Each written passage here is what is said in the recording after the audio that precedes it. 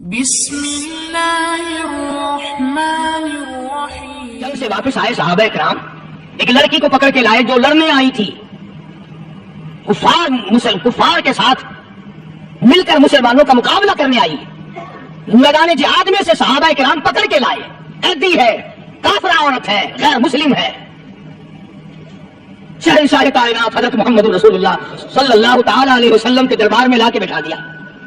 ننگے سر ہے، ننگے منہ ہے، ننگے ہاتھ پیر ہیں۔ اللہ اکبر! کبھی آپ نے سوچا نہیں کہ تو کتنے بڑے نبی کا امتی ہے، کتنے بڑے سردار کا غلام ہے۔ رحمت والی چادر اتار کر فرمائی، او بلال، یہ میری چادر لے لے، اس لڑکی کے سر پہ ڈال دے، پردہ کرا دے۔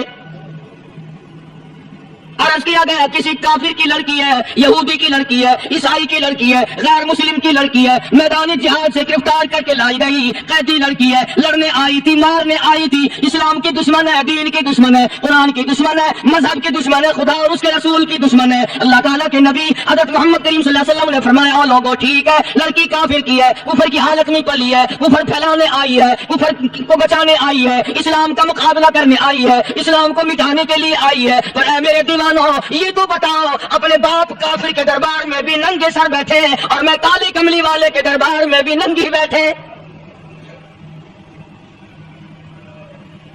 پھر اس دربار میں اور میرے دربار میں کیا فرق ہوگا؟ وہ کافر کا دربار ہے، یہ شہنشاہ کائنات کا دربار ہے، رحمت للعالمین کا دربار ہے، ساقی کوثر کا دربار ہے، شافی محشر کا دربار ہے، اللہ کے محبوب کا دربار ہے، آمنہ کے در یتیم کا دربار ہے، فاطمہ الزہرا کے ابا کا دربار ہے۔ اور بلال جلدی کر، میرے دربار میں کافر کی بیٹی آئے، میں اس کا بھی پردہ کروں گا۔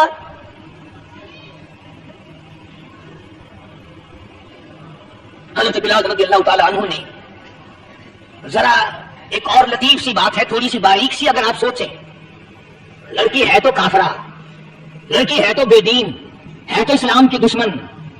میں تو کئی مرتبہ سوچا کرتا ہوں کہ واہ لڑکی تیرا مقدر، ہے تو کافر کی بیٹی، خود بھی کافرہ ہے، مگر مقدر تو دیکھو، امام الانبیاء کی چادر سر پہ ڈالے بیٹھی ہے۔ کہاں سوچیں یہ چیزیں ہم، ہمارا دماغ یہاں تک کہاں رسائی کرے؟ میرا تو دل چاہتا اگر میں ہوتا اس کافر بیٹی کی فوت ہو کر پی لیتا۔ تو ایڈی مقدروں والی، تو اینی خوش نصیب، ابھی ابھی قیدی بن کر آئی، ابھی ابھی ہاتھوں میں ہتھکڑی تھی، اور ابھی ابھی سر پہ رحمت تو عالم کی رحمت والی چادر ہے۔ اور پھر آپ نے پوچھا، اب تو کیا چاہتی ہے، کیا چاہتی ہے؟ اللہ اکبر! کہنے لگی میرے گھر پہنچا دو، میں اپنے گھر جانا چاہتی ہوں۔ دو نوجوان صحابہ کو بلایا، فرمایا کہ انسانی رشتے کا تقاضا ہے، لڑکی نے ہم سے پناہ مانگی اور اپنے گھر جانا چاہتی ہے، ہم نے اس کو معاف کر دیا، جاؤ گھر چھوڑاؤ۔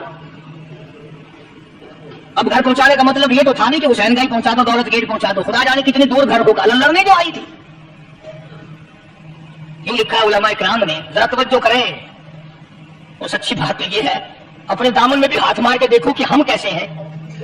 محمد رسول اللہ صلی اللہ علیہ وسلم کے دو جوان دیوانے ساتھ ساتھ اس کے چلتے ہیں، ایک ادھر چل رہا ہے، ایک ادھر چل رہا ہے، جنگل کا راستہ ہے، رات بھی راستے میں آئی ہے۔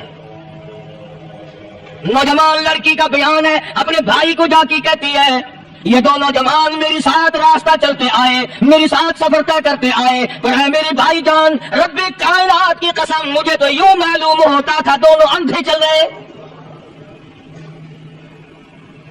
مجال ہے میری طرف نظر اٹھائی ہو، یہاں تو رکشے والے کا داؤ لگ جائے وہ بعد نہیں آتا، ٹانگے والے کا داؤ لگ جائے وہ بعد نہیں آتا، اور پیر صاحب تو اپنے یہاں سے خشک جانے کیسے دیں گے؟ کیوں جانے دیں؟ کیا مطلب؟ یہ شرافت ہے، یہ دین ہے، یہ اسلام ہے۔ مسلمان کی بیٹی کی عزت پہ ڈاکے ڈالنا، خدا کی قسم، اگر اسلام کی حکومت ہو اور جس نبی کا تو نام لے کر جنت میں جانا چاہتا ہے، اگر نبی کا قانون زندہ ہو، قرآن کا قانون عدالت میں ہو، آنکھیں نکال دی جائیں۔ بے غیرت قوم، بے حیا بے شرم قوم، شرم نہیں آتی کہ زندگی کس طرح بسر ہوتی ہے۔ یہ کافروں کی بیٹیاں ہیں، یہ کسی یہودی کی بیٹیاں ہیں، چکلیں چل رہی ہیں، بدماشی کے اڈے چل رہے ہیں، صاحب کو پتا ہے، افسروں کو پتا ہے، چھوٹے بڑوں لیڈروں کو پتا ہے۔ کون روکے؟ کس لیے روکے؟ پھر یاد رکھو بات محمد کریم صلی اللہ علیہ وسلم کی، فرمایا جس ملک میں جس شہر میں زنا ہوگا، اللہ کے نبی نے فرمایا وہ جس دن برباد ہوگا آواز بھی نہیں آئے گی۔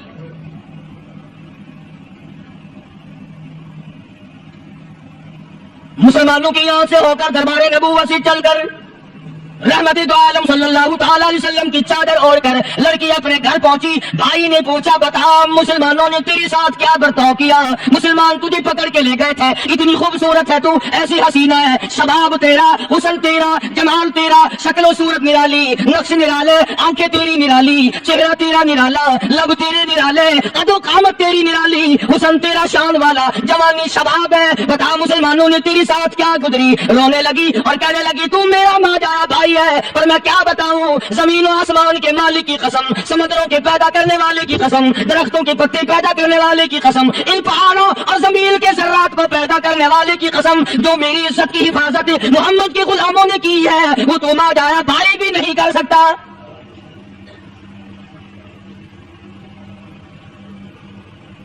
صداقت صداقت ہوتی ہے، حقیقت حقیقت ہوتی ہے، چھپتی تو نہیں۔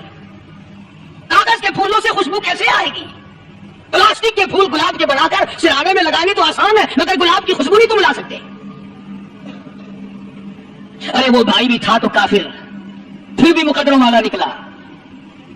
انہوں نے تو کفر چھوڑ دیا اور ہم سے ریت نہیں چھوٹتی، رسمیں نہیں چھوٹتی، ہم سے شرک نہیں چھوٹتا، ہم سے بدعات نہیں چھوٹتی۔ بھائی کہتا ہے بہن کو توجہ کرو۔ کبھی دنیا میں انصاف کی بات کرنے والے لوگ بھی زندہ تھے۔ کفر اسلام ایک اور چیز ہے، انصاف کی بات تو کہا کرتے تھے۔ بھائی کہنے لگا بہن سے کہ میری بہن چادر تیرے سر پہ نبی کی، کالی کملے والے کی چادر تیرے سر پہ ہے، یہ اس کے دیوانے تجھے ساتھ لے کے آئے ہیں اور انہوں نے تیری عزت اور آبرو کی حفاظت کی ہے، تو یہ بتا کلمے سے خالی آئی؟ ایسے دربار سے خالی آ گئی؟ کھلانا لوٹ رہا وہاں تو خالی تو نہیں آ گئی؟ بہن کہنے لگی کہ ہاں خالی آئی ہوں، مطلب یہ کہ میں نے کلمہ نہیں پڑھا، ایمان قبول نہیں کیا، دین قبول نہیں کیا، اسلام اور اس کا مذہب میں نے قبول نہیں کیا۔ بھائی کہنے لگا تف ہے تجھ پر، تجھے ایسے دربار سے خالی اٹھتے شرم نہ آئی؟ اور دربار رسالت ہو خالی آ گئی؟ کیا بات کہی ہے عورت نے، سبحان اللہ، اللہ اکبر۔ کہنے لگی دو وجہ سے میں نے کلمہ نہیں پڑھا، دل میرا چاہ رہا تھا، اندر میرا کہتا تھا کہ جب میرے سر پہ یہ چادر آئی میرا تو دل چاہتا تھا کہ لپٹ جاؤں قدموں سے آقا کے۔ بھائی میرا دل چاہتا تھا میں کھڑی ہو جاؤں دربار میں اور یوں کہوں میرا دل ہو تیرا گھر ہو، میرا دل ہو تیرا گھر ہو، تیرا در ہو میرا سر ہو، تمنا مختصر سی ہے مگر تمہید طولانی۔ میں نے کلمہ دو وجہ سے نہیں پڑھا۔ پہلی وجہ تو یہ کہ جب تو سنتا تجھ تک یہ بات پہنچتی کہ میری بہن نے کلمہ پڑھ لیا تو شاید تیرے دماغ میں یہ بات نہ آ جائے کہ میری بہن سے مسلمانوں نے زبردستی کلمہ پڑھوایا ہوگا، اس لیے میں نے نہیں پڑھا۔ تیرے دماغ میں یہ بات نہ آئے کہ مسلمانوں نے مجبور کر کے قیدی بنا کر کے جو لے گئے تھے مجبور کر کے کلمہ پڑھایا اور میری بہن نے گھر کے مارے کلمہ پڑھا۔ کلمہ پڑھنے کا پختہ پروگرام ہے، مزہ تو اب آئے گا نا، یہاں سے آزاد ہو کر جاؤں گی۔ اور دوسری بات اس نے اور پتے کی کہی، کہنے لگی بھائی میں نے کلمہ اس لیے بھی نہیں پڑھا کہ بہن جنت میں جائے بھائی دوزخ میں جائے، اصل میں تجھے لینے آئی ہوں، دونوں چل کر اس دربار کی غلامی کریں گے۔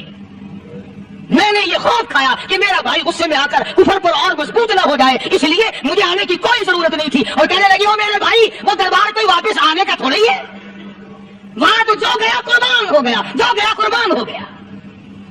چلو چلتے ہیں دونوں بہن بھائی آ کر حضور اکرم صلی اللہ علیہ وسلم کے ہاتھ پہ کلمہ پڑھ کر مسلمان بن جاتے ہیں۔ وہ نبی کی ایک بات دیکھ کر کلمہ پڑھ کر مسلمان بن گئے۔ ہمارے سامنے لاکھوں حدیثیں ہزاروں قرآن کی آیتیں ہیں پر ہم آج تک مسلمان نہ بنے۔ جب مرضی آئی نماز پڑھ لی، جب مرضی آئی زکات دے دی، جب مرضی آئی قرآن پڑھ لیا، جب مرضی آئی دین ایمان کر لیا، مرضی آئی چوری کر لی، مرضی آئی ٹھگی مار لی۔ اس کا نام دین نہیں ہے، اس کا نام ٹھگی اور فریب ہے۔ اس لیے قرآن کریم نے للکار کے کہا تأمرون الناس بالبر وتنسون انفسکم وانتم تتلون الکتاب۔ دوسروں کو اسلام کا نام لیتے ہو، دوسروں کے سامنے مسلمان بنتے ہو، حالانکہ تم کتاب پڑھتے ہو اللہ کی۔ افلا تعقلون، سوچتے کیوں نہیں ہو کہ تم کدھر چلے ہو؟ کیا پروگرام بنائے بیٹھے ہو؟ زندگی کا لاہ عمل یہ تو نہیں ہونا چاہیے جو تم نے بنایا ہوا ہے۔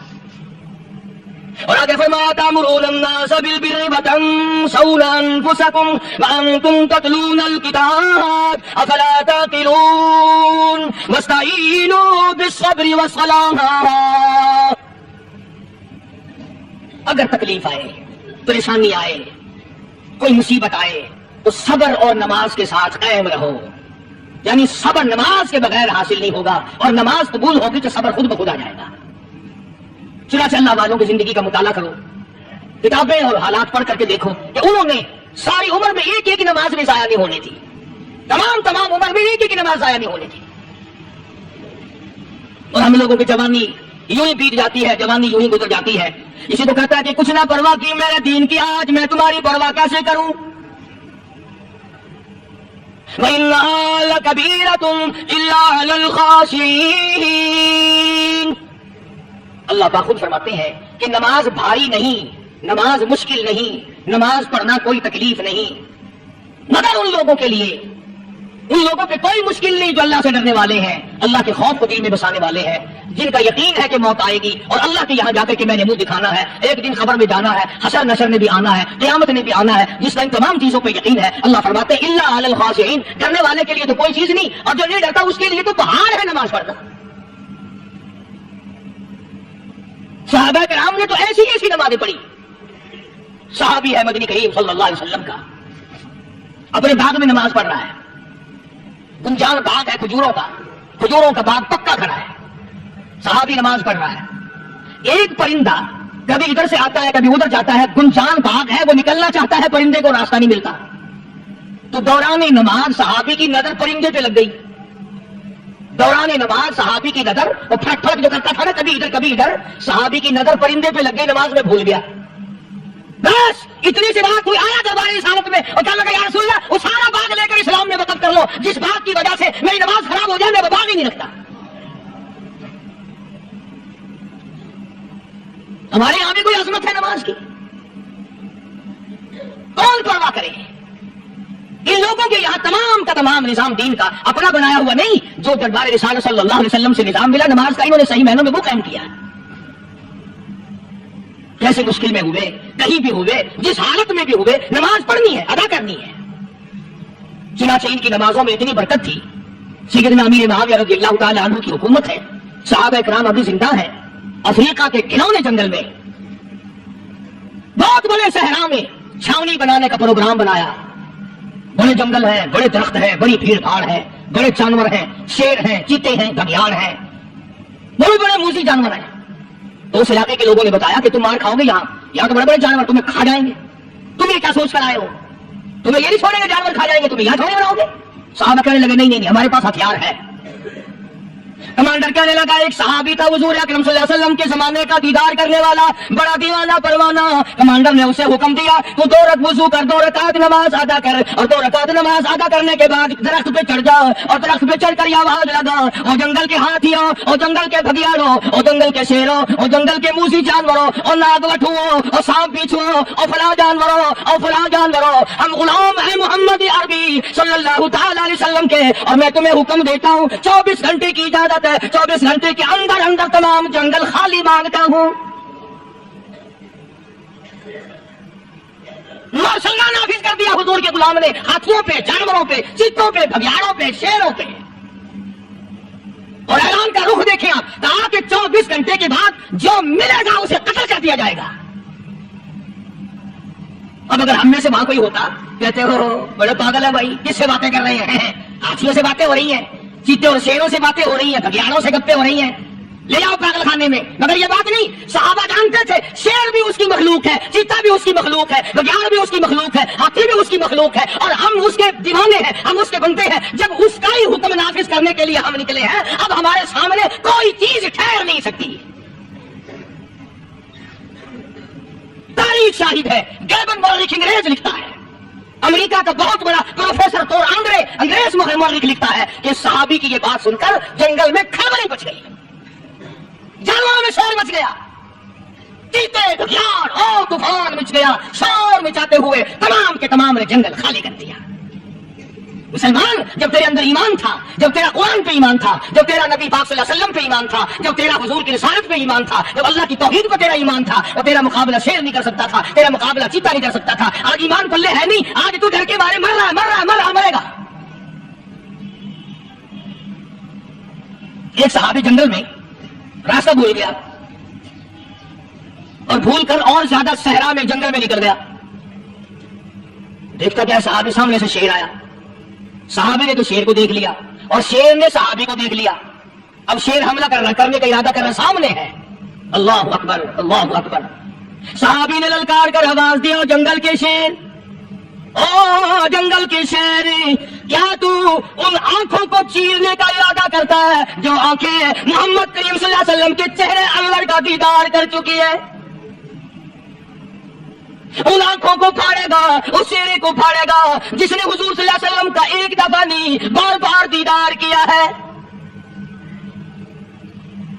تاریخ شاہد ہے، شیر جھکا، صحابی کے قریب آیا اور یوں لکھا کہ آگے بڑھ کر صحابی کے پاؤں چاٹنے لگا، پیر چاٹنے لگا اور زبان حال سے یوں کہنے لگا، اگر تو ان کا غلام ہے تو میں ان کے غلاموں کا غلام ہوں۔ یہ جو تمہیں کہتے پھرتے ہیں نا، غلام ہے رسول کے غلام ہے، غلام ہے رسول کے غلام ہے، شکل پہ دیکھنا 12 بجے ہوئے ملیں گے، بالکل جھوٹ۔ شکل نہیں غلاموں والی، اخلاق نہیں غلاموں والا، اعمال نہیں غلاموں والے، عقائد نہیں غلاموں والے، سیرت نہیں غلاموں والی، لباس نہیں غلاموں، غلام کا ہے کا گزراؤ میں پھرتے ہیں نا، دلوں سے نکالتے ہیں غلام ہے رسول کے غلام ہے۔ اب اس گلی سے نکلے، آؤ یار بڑی اچھی فلم لگی وہاں چلتے ہیں، اب غلام فلم میں جا رہے ہیں، اب غلام بدماشی کرنے چلے ہیں۔ تو صحابی نے جب آواز دی، شیر نے جھک کر صحابی کے پاؤں چاٹے اور یوں لکھا مورخین نے کہ بظاہر یوں کہنے لگا کہ تو راستہ بھول گیا، دم ہلاتا ہوا چلا، صحابی کو راستے میں چھوڑ کے گیا۔ اور مورخین نے یہاں تک لکھا ہے کہ جب صحابی سے شیر واپس ہونے لگا تو بھربھرا رہا تھا، گویا صحابی کو اپنی طرف متوجہ کرتا تھا، اور اس کے بعد خوشامد آنا، آج آنا پہلو سے یہ کہتا تھا کہ وہ جانے والے جس کا تو دیدار کرے گا اس کو میرا بھی سلام کہنا، ان کی خدمت میں میرا بھی سلام عرض کرنا۔ کوئی ایک واقعہ نہیں ہے۔ مدینہ منورہ سے شام کے راستے میں شیر آ کر کے بیٹھ گیا، لوگوں کا راستہ بند ہو گیا، کوئی آدمی مدینہ پاک میں واپس اللہ ہر مسلمان کو مدینہ پاک کی زیارت نصیب فرمائے۔ ہاں مدینہ بڑی شہر ہے، ہاں مدینہ نہ دیکھا تو کچھ بھی نہ دیکھا، ہاں الہی دکھلا دے مدینہ کیسی بستی ہے جہاں پر رات دن مولا تیری رحمت برستی ہے۔ وہ شہر نرالا، وہ گلیاں نرالی، وہ شاہراہیں نرالی، وہ گنبد خضرا نرالا، خدا کی قسم وہاں جو آسمان سے نور برستا ہے وہ بھی نرالا۔